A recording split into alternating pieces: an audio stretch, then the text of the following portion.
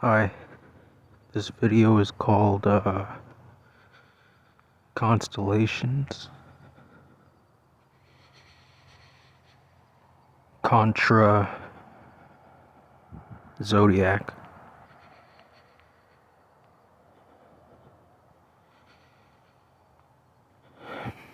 What I mean by that is I'm outside walking around the neighborhood, nice night, cold. I'm looking up at the sky, seeing constellations.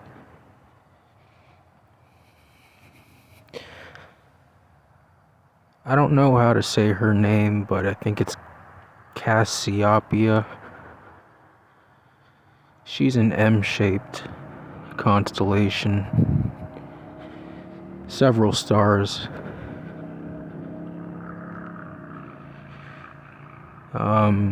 In spring I see Ursa Major, the Big Dipper. Big as can be. And you know when you see it. In springtime I see Scorpius. Once again, it's large, and when you see it, you know you see it. Looks amazingly similar to a scorpion.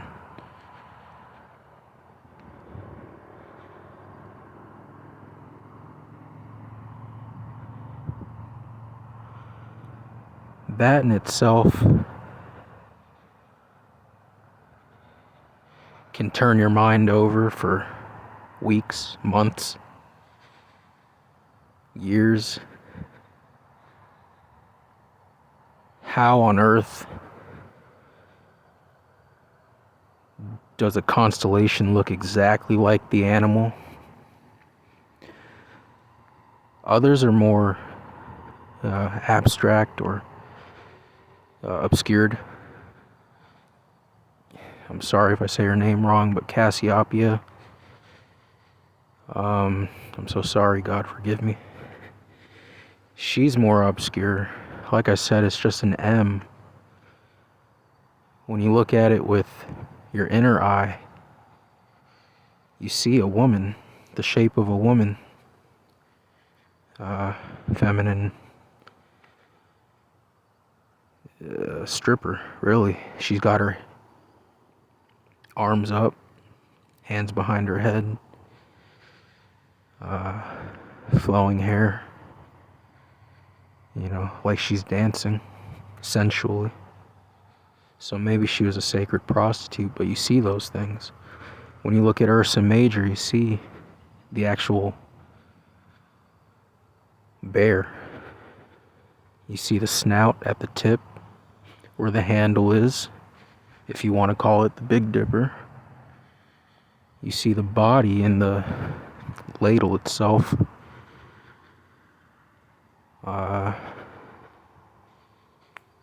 And other ones, of course, Orion. You can't help but notice that it looks exactly like a man with a sword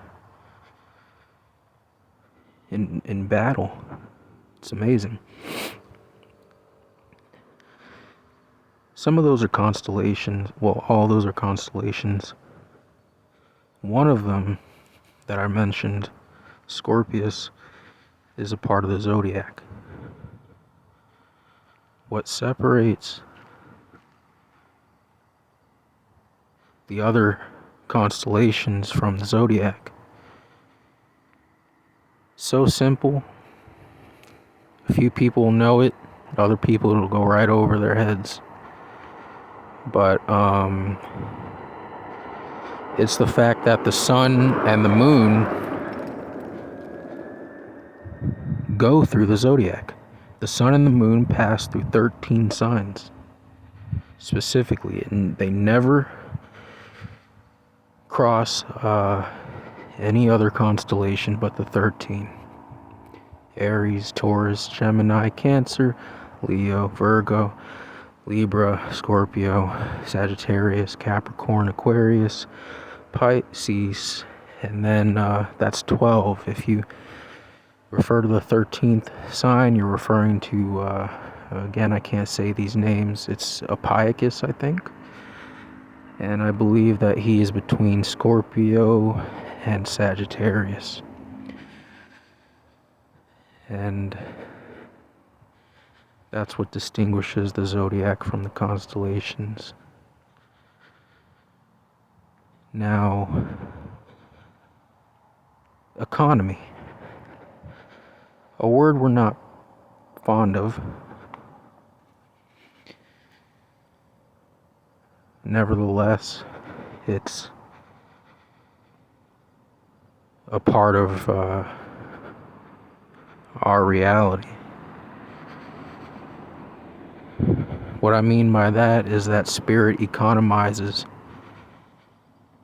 And what I mean by that is when you look at Cassiopeia and you see a woman, you go, well, as an astrologer, you go, well, we have a planet that represents women. Several planets, actually. That in itself tells you that there's an economy. Where that economy is,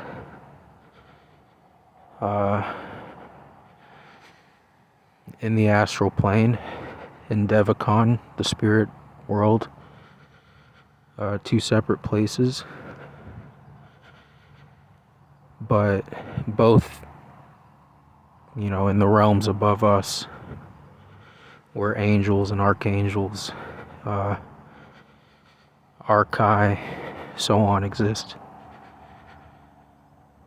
I can't say what they're doing because I don't know. I've never astral projected before. But logically, it would have to be correspondent to what they do.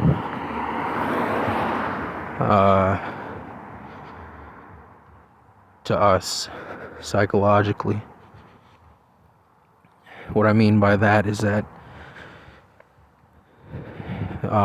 with the planet Mars, there's angels and archangels.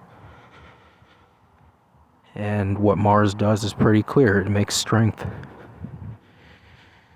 What the sun does, the sun has angels and an archangel. It has a logoi. Or a logos. I don't remember which is which. And the sun does something specifically to us. And that's how we relate and learn the nature of those spiritual beings. So, you think to yourself when you see, there's a constellation that is exactly in the shape of a woman, and here is a planet in our solar system which represents women, Venus. Well, being that they're millions of fucking light years apart from each other, and yet they're so related to each other, I'd have to say that relativity comes into play. Giant ass constellations held together by ether, electromagnetism, some type of correspondence stretching that far, has to be that on the inner plane, the astral Devacon, there is no separation. And I've seen Rudolf Steiner reference this. He says some really cool stuff about it. That angels don't experience that type of separation, time and space. And it makes sense. The closer you are to divinity, the less restrictions there are.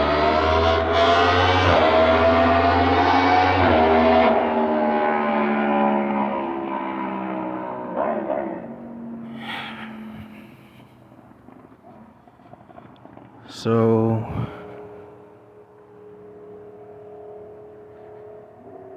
that's what I mean by economy.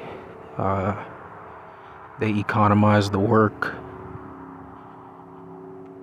There's no real time or space.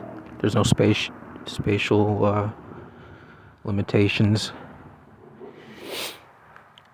So that concentrated energy, that angelic force, archangelic, whatever it may be, I'm not sure, you know, it can be in Venus, in our solar system, at the same time that it's in Cassiopeia.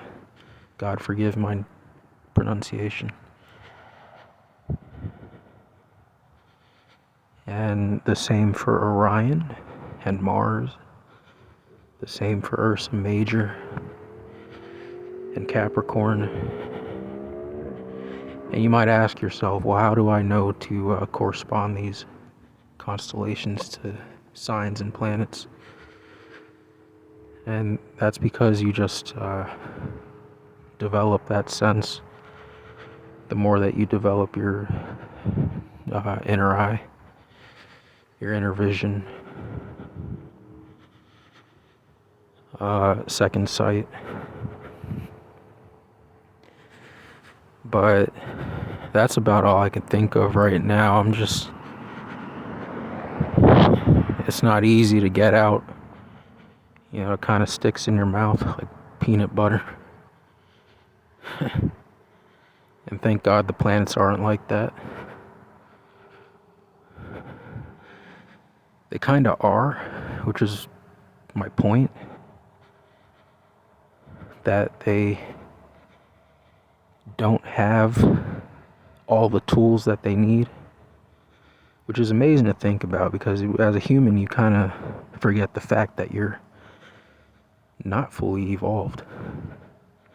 But you let it go because you don't know how to recognize where evolution's occurring. So, for example,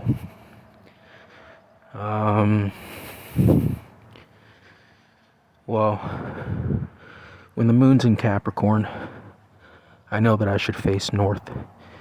Any occultist would know that, because north is earth element, and Capricorn is earth element. Maybe they'll do it when the sun's in Capricorn or when Mars is in Capricorn for whatever energy they need, but they know that north is earth. You know? Now, you would imagine that the rotation would go clockwise. Well, after north comes east, and that's true.